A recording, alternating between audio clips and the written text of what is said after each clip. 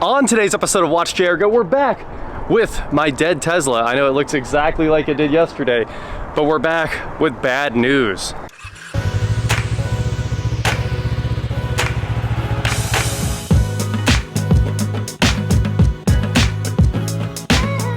What is going on, guys? I am Watch JR Go, and today, like I said, I'm back with my 2013 Model S85, and it's not freezing at the moment, so we're already in a better place than we were yesterday. Yesterday, we got the new door handle in, we got the key fob repaired, and today we're gonna slap on that little trim piece. It's just like 5 clips.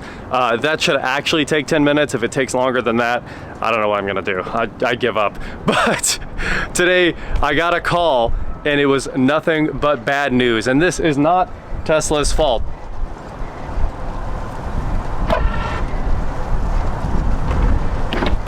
Hey, look at that. Everything opens. The remote works.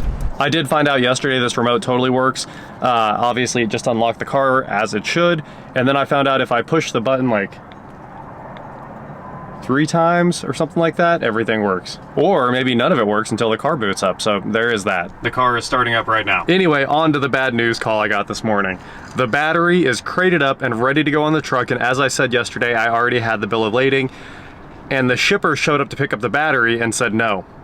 So the salvage yard called more shippers, and I'm assuming they just got on Central Dispatch, which is where you find all the shippers, and all of them said no because of the dimensions of the battery.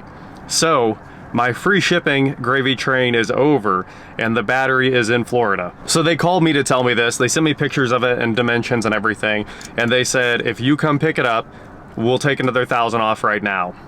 Which is really tricky. Obviously, it's probably not $1,000 in fuel. If I had to guess, it'll cost me about $500-600 in diesel to go down there. But it's a ton of time and a ton of wear on my truck, because you are talking about like a 2,000-mile trip, basically. It's a round trip for me. So if anybody out there is coming from Pensacola, Florida to Wichita, email me, leave me a comment. I'd love to get that battery on a truck with you. They can fork it on, I can fork it off. So that would be amazing. I'll take you to dinner and totally throw you some money if you're interested in doing that. Otherwise, I'm about to do it. I assume early next week or something like that, I'll make the decision. So let me know. Like I said, definitely just shoot me an email. Don't leave a comment. I might miss the comment and I would hate to miss it. The email is on the channel about page. It's very easy to find. Just hit business inquiries. So huge thank you in advance to anybody that can help me out with that. If not, no big deal, I will go get it. But it is very unfortunate that the battery is not gonna magically show up at my door in 2 days. So that is my bad news about the Tesla battery. But it's kind of good news because it does, you know, technically it will save me money. Maybe. One more bit of bad good news. Yesterday's video, I didn't realize it, but the camera was moving in and out of focus nonstop. It did make me sick that happened, and there's nothing I could do to prevent it. It's a brand new camera. It's the Sony ZV-1F, because I don't ever use the optical zoom in the ZV-1, and it takes the camera longer to power on. The motor wears out. I can't tell you how many times my camera's fallen off a truck where it was sitting on like a hood because we were using that as a tripod and the wind blew it over. My old camera has been beat, but it served me a very solid 2 years of being awesome. I mean, it fell 6 foot onto its lens the other day and nothing broke. It literally snapped the entire optical zoom portion of the camera sideways, and I just grabbed it, shoved it back into place, and hit power a couple times, and it came back. I can't tell you how awesome the ZV-1 has been. This is the ZV-1F, and apparently it just went crazy yesterday. So if that happens again, this camera is getting returned. I figured I'd give it one more shot, so we'll know by the end of this video if this camera's sticking around at all. I apologize for the terrible focus issues. It hurt me to watch it, so I hate to do that to you guys. Now, let's finish this thing up. All we gotta do is slap the door panel on and slap on this lower piece of trim that should just snap right out. Like I said, yesterday was a huge improvement to the car. I got to just walk up to it and hit unlock on the keys, and the door handles opened up today. So we're winning. We're getting there, guys. We got a key, we got a door handle, and we're about to have that interior trim, and then we're left with that big old battery. And a lot of people are saying replace the 12-volt battery. I am not going to replace the 12-volt battery until the high voltage battery is in, because the car will keep killing the 12-volt battery, and then I'll have a brand new battery that's a week old and trash. So believe me, we'll do both batteries at once if we need to do the 12-volt battery. Remember, the high voltage battery will maintain the low voltage battery, and then we'll see what happens after that. So let's get this car put back together. Time to test our handle alignment one more time. We'll hit the lock button. Wait, it thinks that, oh, there it goes, okay. It's a little deep, but I think once we put the top screw in there, it'll be a little more flush like that one is. You can see it's definitely out just a hair there. So there's an adjustment screw for that. Let's open the car back up. Give it a second. All right. Test it, everything's good. So much easier than yesterday when it was freezing. I just put my hand inside the handle while it was out and then kind of pushed it around with my other hand so it looked like it was aligned, reached inside, tightened down 3 of the bolts, and the 4th one we got to get the window down for. So we're gonna do that right about now and put all the rest of the trim and everything back together, and this door thing should be wrapped up. Now this ugly trim piece right here, we got to pop off this. I kind of started already, and it looks like I should just pull. There it goes. Get it loose. Open the back door too. And this piece of trim's got to go.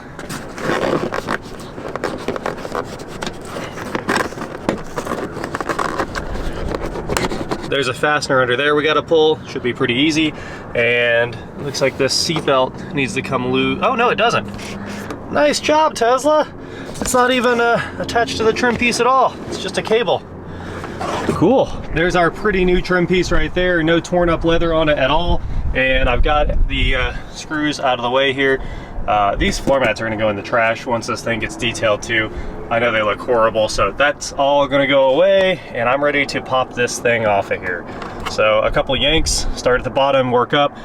There's some tabs up here at the top. Just so you know what you're looking for, there's all the tabs right there, there.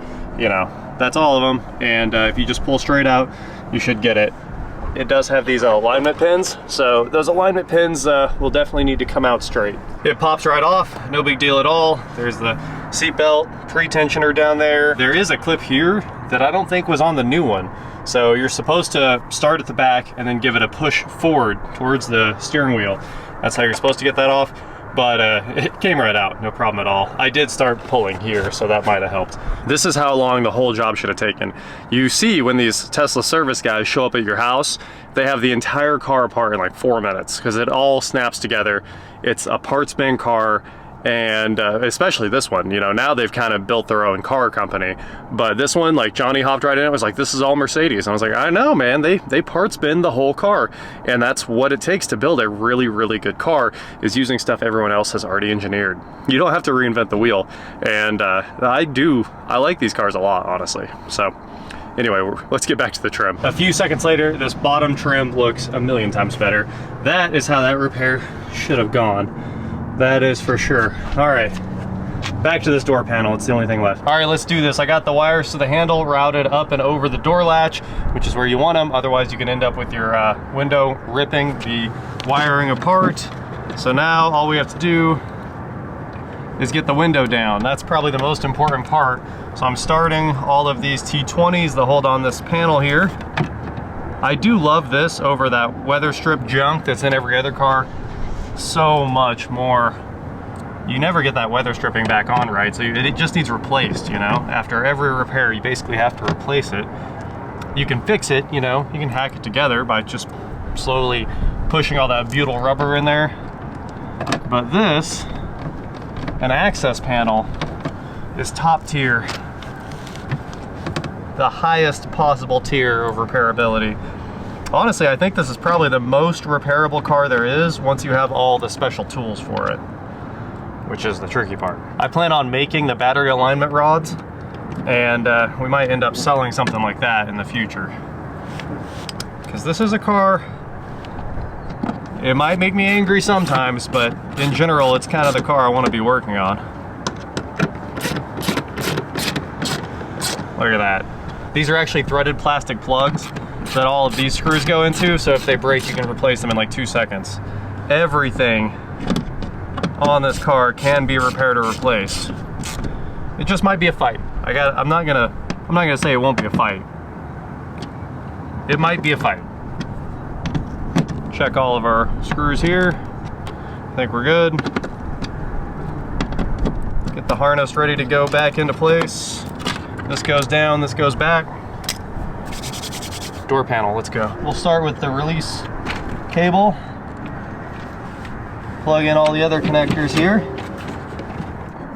Moment of truth, the car started up, window going down,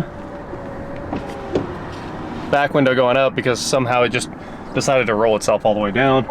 We got that back together.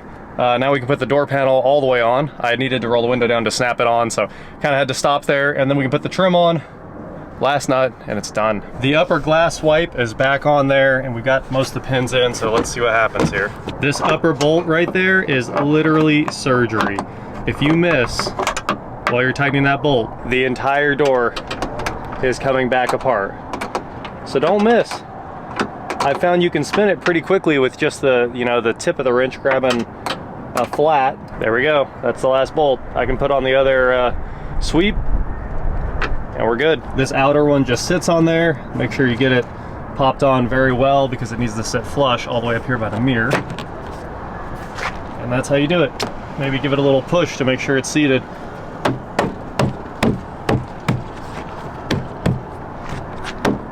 Speaker grill.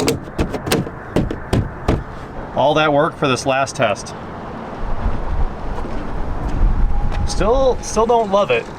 It's really, really close, but it could be like a millimeter better. Oh well. It's about as good as they get. We did it. Keys done, obviously, yesterday, and doors all back together, and nice new trim piece right here in the corner. This upper one is pretty toast too, but at least that one can just be popped off and recovered with some headliner material, so that one's no big deal. And other than that, this thing's good to go. So let's get out of here for the day. Obviously, it's getting cold again. It's getting late. That means it's time for me to put my tools up, get out of here. Locking it. Handles retract. Oh, so much better. Huge improvement. Honestly, the alignment's not that bad. That millimeter kills me, but it sure works. That's all that really matters here. Time to unhook her. That means it's gonna die again within minutes. Everyone says replacing the 12-volt battery is gonna magically fix everything, but I promise you guys, this thing's 1200 amp hours or 1400 amp hours of 12-volt battery have no problem powering that car. I used to keep this running while I was working on the Tesla, and that was awesome, but now I just let it sit there and run the thing. And it works great, truck's not dead. And that is it for the Tesla until we have our new battery here. So I guess really the next thing will be getting the battery here some way. Like I said, shoot me an email if you want to help out or if you can. That is it for today, guys. Thank you so much for watching. Don't forget to head on over to shop.watchjargo.com for cool shirts, not like this. And please like, share, subscribe, do whatever you want to do, and I will talk to you next time. Nothing quite like being able to open your driver door without getting your credit card out. Tomorrow, my new diagnostic cables for the Autel to the Tesla, they use the special connector under the dash. They should be here. Obviously, we're at the mercy of the shipping company here, but that's also going to answer a lot of questions and maybe let me force the thing into a power on mode a lot easier than I have been using the app to remote start it every single time. But we're almost there. We are almost there. Battery, and the car drives again.